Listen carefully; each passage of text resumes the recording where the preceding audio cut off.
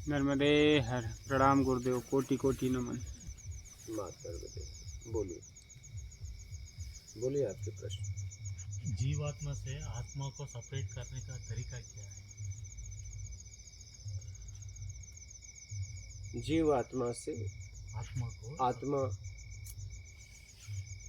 आप बैठिए हेमंत जी। आप जीवात्मा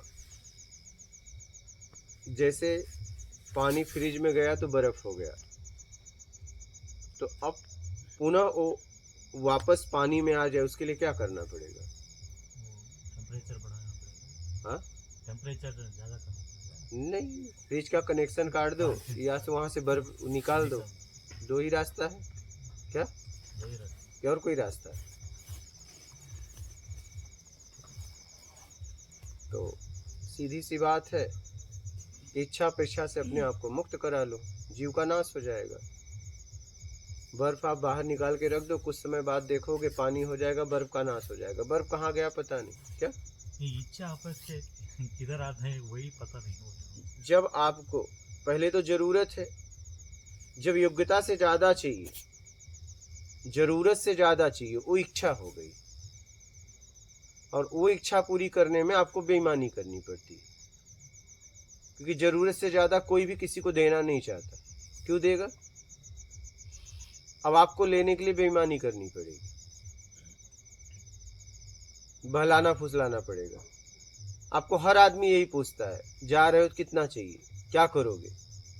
अब आपको माँ तक पूछती है, माँ को भी पढ़ाना पड़ता है, किताब इतने की नहीं इतने की है। क्या हम घर से ही बेईमानी सीखते हैं? ऐसा नहीं है।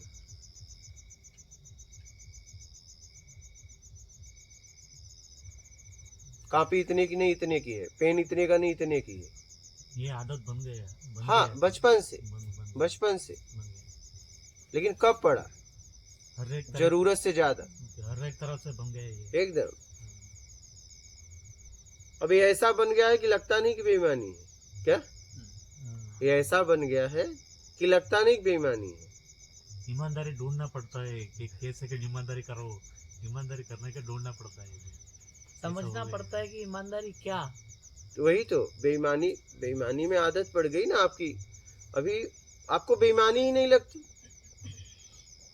आपको लगती नहीं कि बेईमानी है।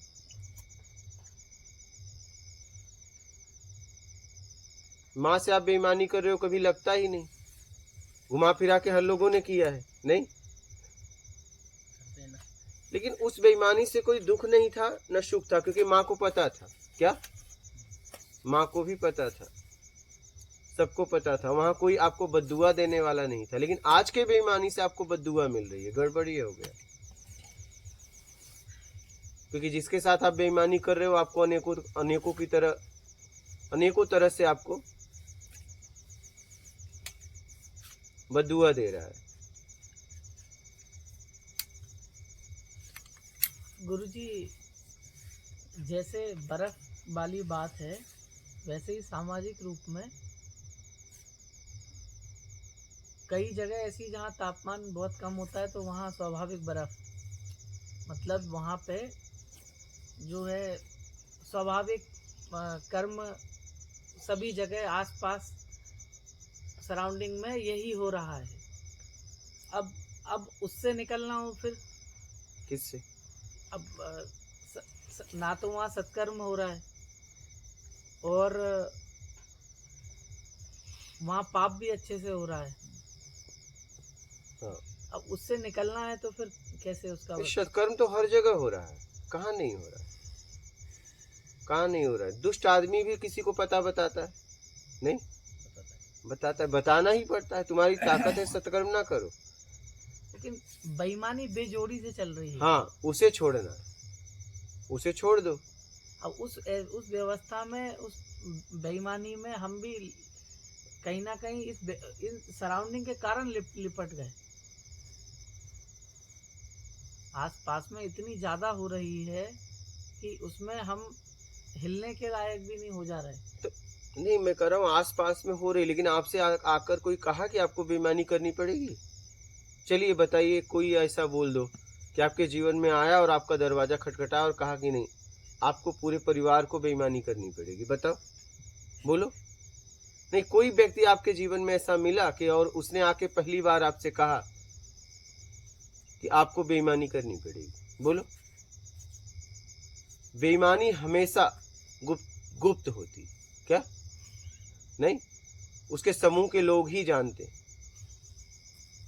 ईमानदारी खुल के होती है। एक आदमी बताओ आपके जीवन में मिला हो और कहा हो कि और चिल्ला के कि आपको बेईमानी करनी पड़ेगी? बोलो।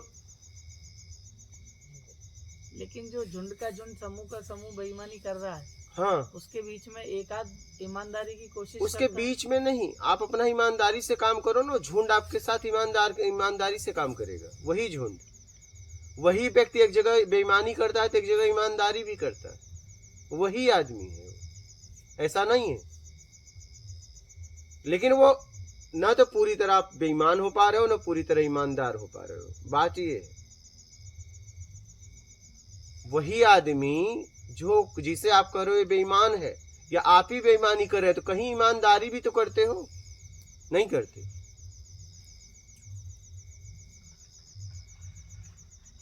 बेईमानी की जगह बेईमानी कर रहे हो, ईमानदारी की जगह ईमानदारी कर रहे हो। हर व्यक्ति घुमा फिरा के, और हर व्यक्ति घुमा फिरा के सत्कर्म कर रहा है। ऐसा है ही नहीं कि कोई सत्कर्म ना करे, करना पड़ेगा, आप चाहो या ना चाहो।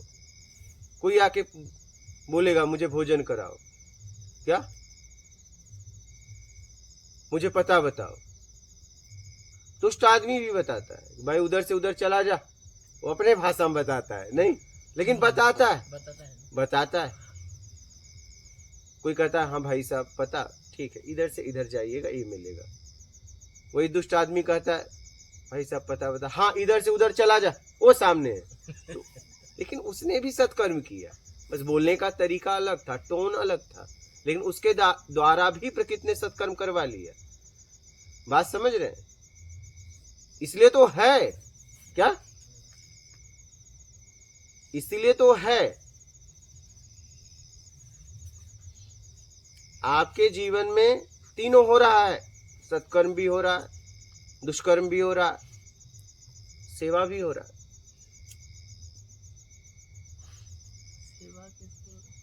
प्लानिंग करके सेवा नहीं करते, चलो भंडारा करते हैं, खूब कमा लिए, माल कमा लिए, चलो अब एक त्यार काम करो, माता का भंडारा ही कर देते हैं, नहीं? धंधा बहुत चल गया, बेईमानी से खूब कमा लिए, थोड़ा धो लेते हैं, नहीं धोते? हाँ धोते तो हो। तीनों कर रहे हो, तीनों कर रहे हो, परसेंट में सौदा कर लेते। सब तीनों कर रहे हो घुमा फिरा के। 100 रुपया कमाता है, 10 लगा देते हैं तो हाँ, बस वही 90 माफ हो हाँ, जाएंगे। हाँ। ऐसा कुछ होता नहीं, लेकिन सेटिंग करने वाले बैठे, ऐसा कुछ नहीं होता। लेकिन करें क्या, क्या करें? लोग कहते भी हैं यार भले बेईमानी करता है लेकिन दान पुण्य खूब करता है। हाँ, नहीं कहते हैं ना, सेठ है यार, करता है, झोल करता है, लेकिन ठीक है झोल ही सही, लेकिन खूब दान उन करता है। नहीं, खुद को तसल्ली देने के लिए सिर्फ सब एक दूसरे को तसल्ली दे रहे हैं, कोई बात नहीं। क्या करे, बेईमानी से दां कमा लिया, तसल्ली के सिवा और कुछ कर भी क्या नहीं सकते। करे? जब मन को शांति भी मिलती है, नहीं तो मिले भी नहीं। लोग भी कहते हैं यार करवा देंगे सेटिंग, उसमें मन में शांति कहाँ मिलेगी? और तो उसको मिलेगी मान ना, के मैंने चलो इतना उतने समय के लिए तो मिल रही है जितने समय उसे आश्वासन लोग दे रहे हैं। जैसे ही भंडारा खत्म हो गया, मान के चलो 100 कमाया था, 10 का भंडारा हाँ। कर दिया, अरे 10 ज्यादा तो नहीं हो गए खर्चा? नहीं ज्यादा ये भी था, आता होगा। नहीं वहां पछतावा नहीं होगा कि उसने बहुत लूट लिया है, नहीं होगा। हाँ। ना ना ना ना, जब नहीं कम था तभी उसने किया, हाँ, अकूत हो गया था, वहां पछतावा नहीं होगा, और खर्च कर देगा क्योंकि खूब कमा लिया है। कोई दबाव दे के भंडारा थोड़ी ना उससे करवाए, वो खुद बोला मैं करूंगा। उसे सांत्वना देते हैं लोग, खा खा के बोलते हैं बढ़िया बढ़िया यार, दिल खुश हो गया, उसका भी खुश हो जाता है उतने समय के लिए।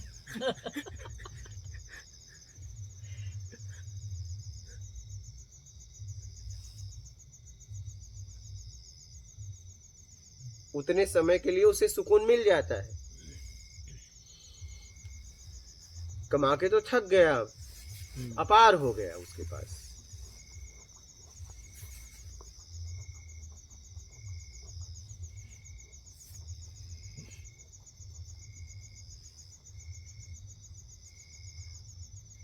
तो तीनों कर रहा है क्या? सत्कर्म, दुष्कर्म, सेवा। अब आत्मिक कल्याण करना है तब ईमानदारी, सत्कर्म, बस यही है रास्ता। क्या पूरी तरह आपको ईमानदारी पकड़नी पड़ेगी। और अभी तक बेईमानी हो गया, हाँ, अभी उसका सलूशन निकालना है। अब मत करो। और पिछला सत्कर्म के द्वारा अभी इधर वो इधर सत्कर्म, मैं संसार के जाना ही नहीं, हाँ, उधर जाना ही नहीं। तो बस वाल्मीकि भय ब्रह्म समाना, बैठ गए, माला लेके उठे ही नहीं। यहाँ तो आपका कर्म बंधन बध ही नहीं रहा है, तो यहाँ तो बस निकल जाओगे, क्योंकि यहाँ तो आपको कोई कर्म बंधन तो बध नहीं रहा है। यहाँ ना आप बेईमानी कर सकते हो, ना ईमानदारी कर सकते हो, आप जी सकते हो। और उसका पीछे का क्या होगा उसका? किसका? अभी तक कर दिया ना, कर चुके हैं वो। हाँ, पीछे का होगा ना, पश्चाताप, ग्लान होगी, पश्चाताप होगा, सब इसकी भरपाई हो जाएगी, प्रकृति हिसाब ले लेगी। वाल्मीकि के शरीर में दिवका लग गए, प्रकृति हिसाब कर लेती है। परिवर्तनशील संसार है, आप पे मत समझो कि बदल नहीं रहा है, हर वक्त यहाँ सब बदल रहा है। अभी शादी का बात क्या सुन के दिल बैठ गया, अभी कुछ जाना नहीं है इधर पता नहीं। अच्छा, शादी अब अभी थोड़ा थोड़ी देर पहले तक कंफ्यूजन में थे, अब डिसीजन आ चुका है। अभी थोड़ा सोच लिया है। अब ये सोच लिए फाइनल। सिक्का रख दे। एक तरफ इतना झंझट में जाना ही नहीं है, उधर ही चलो, सत्मार्ग में चलो। देख लेना शरीर की जरूरत, शरीर की जरूरत क्योंकि इसमें कुछ नहीं है, कुछ नहीं, मैं आना चाहिए था बस आना तब चाहता ठीक है, तब ठीक है, फिर तब ठीक है। यहाँ का जीवन कैसा लगा आपको? हूँ। बहुत अच्छा है। एकदम मेरे को अंदर 3-4 दिन में माइंड रुकता नहीं है, थोड़ी ना थोड़ी सोचने में डालता है। अभी थोड़ा टाइम हो जाना चाहिए, एकदम। अभी थोड़ा रुके नहीं।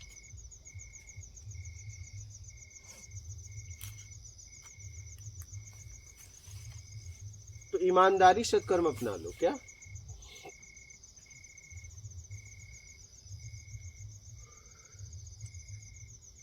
अगर आपके द्वारा कर्म हो रहा है तो, और कर्म नहीं हो रहा है तब तो बस रमन महर्षि बैठ गए, क्या किए? बैठे ही तो, फिर उन्होंने कुछ किया नहीं। अगर आप इस स्थिति में हो जाते हो तो भी आपको ज्ञान हो जाएगा। क्या? लेकिन आपके द्वारा फिर कर्म कुछ ना हो तो उन्होंने अपने जरूरत के लिए भी प्रयास नहीं किया है। इस स्थिति में भी हो गए तो फिर आपके जीवन में प्रयास नहीं रहना चाहिए। क्या? ये ध्यान रखना, आपके जीवन में प्रयास नहीं रहना चाहिए। मॉर्निंग एक बात हो थी, कुछ ना अंदर एक प्रश्न होना चाहिए, अगर कर्म अगर कुछ कर रहे हैं तो जैसे नहीं, जैसे अब ये प्रश्न होना चाहिए कि बस किसी तरह से मैं निर्विकार हो जाऊं, नहीं, मैं राग द्वेष मोह शक्ति इच्छा अपेक्षा मेरा कर्ता से मुक्त हो जाऊं, अपने स्व में स्थिर हो जाऊं। ये रहना चाहिए। हाँ, एकदम एकदम।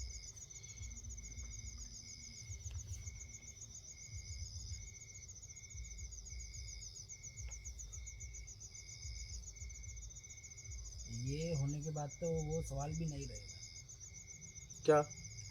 जो इन्होंने बोला कि सवाल रहना चाहिए, वो भी नहीं रहेगा, सवाल भी नहीं रहेगा। इच्छा से जब मुक्त हो जाएंगे तो बात ही खत्म हो गई ना। इच्छा अपेक्षा से मुक्त हो गए तब तो बात ही खत्म कर दी। हाँ, सवाल समाप्त। प्रयास भी नहीं करना से क्या कहने का मतलब आप इस स्थिति में हो जाइए, कोई प्रयास ना करिए तो भी ज्ञान हो जाएगा। कोई प्रयास नहीं अपने स्वयं के लिए भी, ना भोजन ना पानी, कुछ नहीं, अवधूत स्थिति हो जाएगी।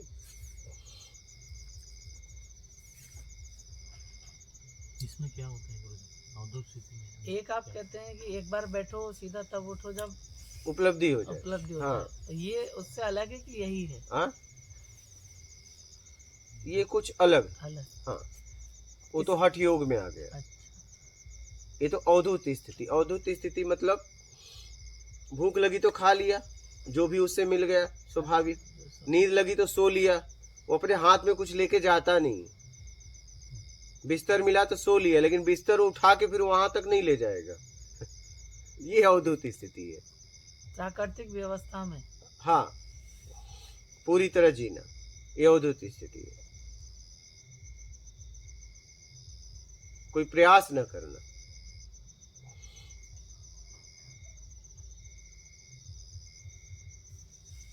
ये स्थिति में हो जाओ।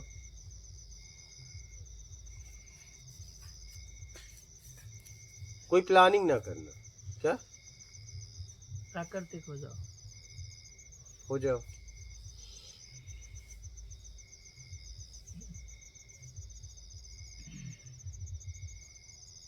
जैसे यहाँ देखो, आप इतने दिन से हैं, आपका कोई प्लानिंग चलता ही।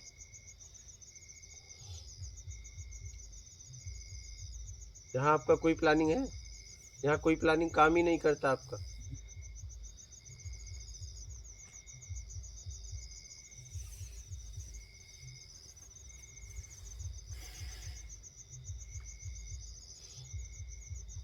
यहाँ किसी को कुछ नहीं पता,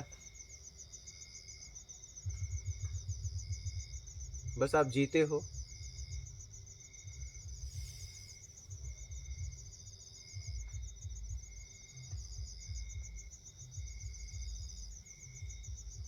और जन्म से पहले तो निर्विकार अवस्था हुई होगी ना अपनी।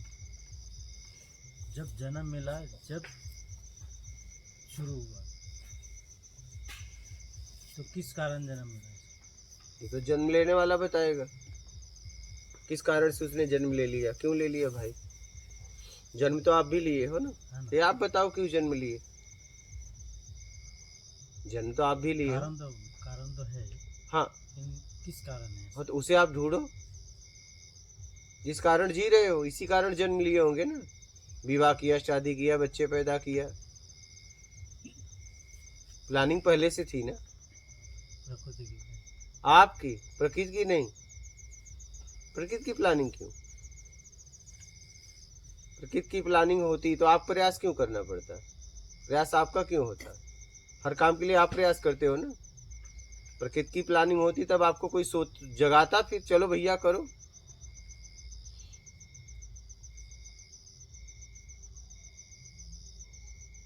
आपकी प्लानिंग, हमारी प्लानिंग से जन्म होता है। तभी तो जन्म मरण से मुक्त होने के लिए हमें मेहनत करना पड़ता है, नहीं तो प्रकृति नहीं करवा देती।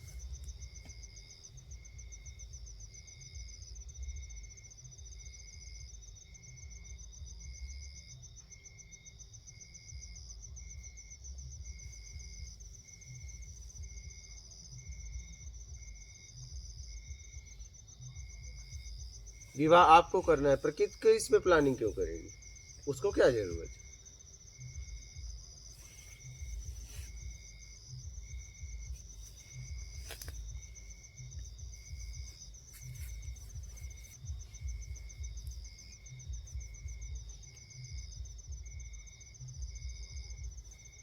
सब हमारी प्लानिंग से हो रहा है क्या? तभी तो हम उलझे हुए हैं, तभी तो फंसे हैं, तभी तो हमारा जीवन अशांत है। तभी तो लोग बोल रहे हैं सुधर जाओ सुधर जाओ। नहीं, प्रकृति की प्लानिंग होती तब तो आप दोषी थोड़ी ना होते, आपका जीवन अशांत थोड़ी ना होता। प्रकृति क्यों चाहेगी आपका जीवन अशांत हो? जन्म के लिए। हाँ, जन्म के लिए ही, जन्म के लिए। इसका पता तो मुझे जन्म से पहले नहीं था कि मैं प्रकृति में आने वाला है। हाँ तो प्रकृति में मैं जन्मा हूँ ना, हाँ तो ये कारण है ना, इसलिए हाँ। मैं प्रकृति के। हाँ, तो कारण बनाया किसने? तो वही मैं पूछ रहा हूँ। तो वही तो आप ही, और कौन बनाएगा? जाओ पीछे।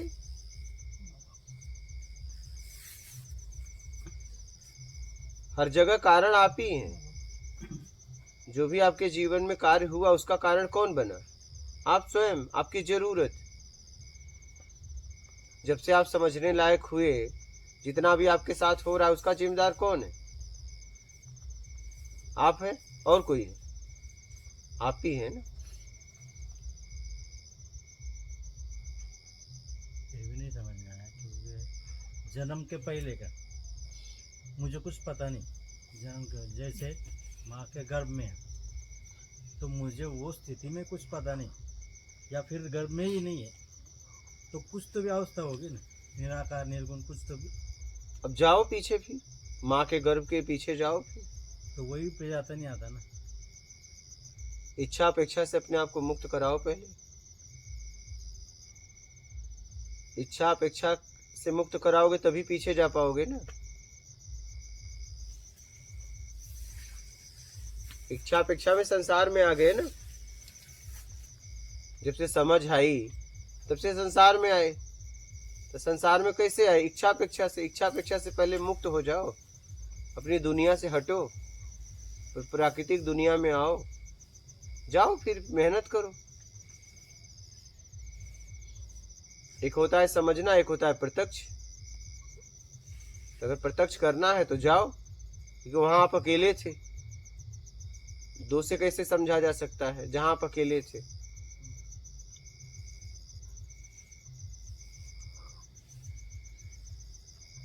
समझ रहे हैं? इच्छा और अपेक्षा से पहले मुक्त अपने आप को कराइए, तब आप पीछे जा पाएंगे ना।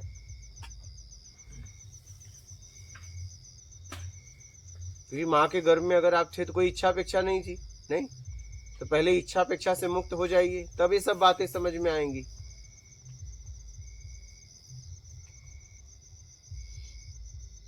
इसलिए जन्म जन्म का चक्कर लगा हुआ है। हाँ, इच्छा के कारण।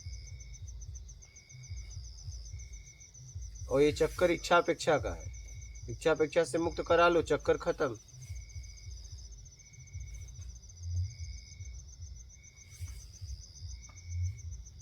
उसी में बवंडर हो जाता है भय का। एकदम बराबर है ना। बवंडर वही से स्टार्ट हो जाता है। एकदम। अभी मुक्त करना है तो क्या है, तो बवंडर में गिरना ही पड़ेगा। योग्यता से ज्यादा, योग्यता से ज्यादा, योग्यता से ज्यादा जब भी चाहिए तो आपका जीवन तकलीफ में जाने वाला है। शादी सीधी सी बात, अगर मुझे मालूम है कि मेरे जेब में 2000 रुपये है, लेकिन बीवी मेरे को 2000 रुपये मांग रही, लेकिन मेरे को बीवी को 1000 देने गए। एक एग्जाम्पल के तौर पे बता रहे हैं, 1000 रुपये देने गए, क्योंकि मेरे को वो 1000 रुपये का हफ्ता भरने गए कुछ। तो फिर भी वो मेरे पे भरोसा ना करके वो बोलेगी मैंने देखा था तुम्हारे जेब में 2000 रुपये था, लेकिन मैं फिर भी बोलूँगा मैं तुमको दे नहीं सकता, है मेरे पास। फिर भी वो बोलेंगे नहीं मेरे को चाहिए, मैं दूंगा ही नहीं। तो इसमें ईमानदारी हुई कि बेईमानी? नहीं, उससे पूछ लो ना कि तुम्हें 2000 रुपया चाहिए कि मैं। पूछ लो ना। हर बार तो नहीं, उससे नहीं ये बात कर सकता। हर बार बोलिए ना भाई कौन चाहिए तुम्हें, 2000 रुपया है मैं, ये 2000 रुपया पकड़ो और मैं निकल रहा हूँ। जब तुम्हें पैसा ही चाहिए तो ये पैसा पकड़ो और मैं निकला, और ये हफ्ता भर दो, या तुम दोनों 1000 पकड़ो और हफ्ता भरो। उसे दोनों 1000 दो, 1000 मत दो। बीवी के हाथ में दोनों 1000 दो और बोलो हफ्ता भर देना। उसे लगेगा देखो मेरे को दोनों 1000 दे दिया, फिर वो हफ्ता भी भर देगी। आप करके देखना ये।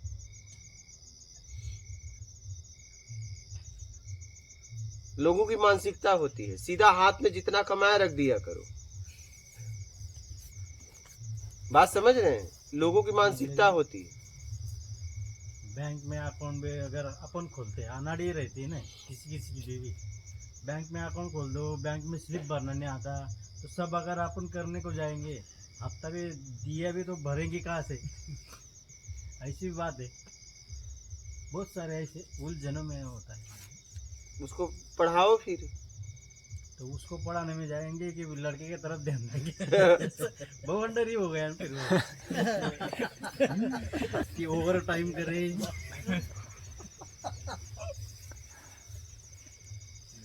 झमेला हो गया ऐसा। बवंडर में फंसे। हो गया, अब इस बवंडर से अपने आप को निकालो। ठीक है, डिसीजन। जाल इतना पक्का बना लिया कि निकल नहीं पा रहा है। हाँ जाल अपना ही एकदम, इतना पक्का बनाया, एकदम मजबूत बनाया कि खुद नहीं निकल पा रहा है। एकदम एकदम। पूरी कोशिश तो है, मन तो है, इच्छा समझ में भी आ रहा है, लेकिन जाल इतना पक्का खुद ने बनाया है। सही बात है। अब ताकत नहीं, अब निकल नहीं। ठीक है, प्रयास करिए, निकाल सकते हो, जाल बना सकते हो, इसका मतलब तोड़ सकते हो। अगर कोई व्यक्ति गिर सकता है तो इसका मतलब उठ सकता है। गिरने की ताकत है तो उठने की ताकत है। कभी न कभी तो खड़ा था, तभी तो गिरा। अब तो आप जाल बना दिए हो, इसका मतलब आपके पास बहुत अनुभव हो गया है, आप जाल को तोड़ भी सकते हो। ये आपके ऊपर है। क्या देख लो, सच में जाल तोड़ना चाहते हो? पहले अपने आप से पूछ लो, तब जाल टूट जाएगा। ठीक है, आप समझ गए जीवात्मा। इच्छा अपेक्षा से अपने आप को मुक्त करा लो, बात खत्म। गुरुजी संसार का रियलिटी इतना अच्छे से कैसे पता दिया आपको? हाँ इतना रियलिटी है, हाँ, इतने अच्छे से कैसे पता कर लिया आपको? पता करने में खत्म भी हो गया। रियलिटी पता दिया आपको, संसार में क्या क्या होता है। हाँ पहले दूल्हा ढूंढने का हाँ, ऐसा होता है, बाद में पछतावा होता है, ये तो होता है।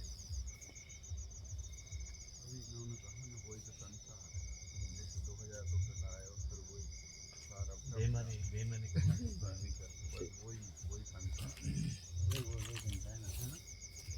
ठीक है, ठीक है, महात्मा। नर्मदे।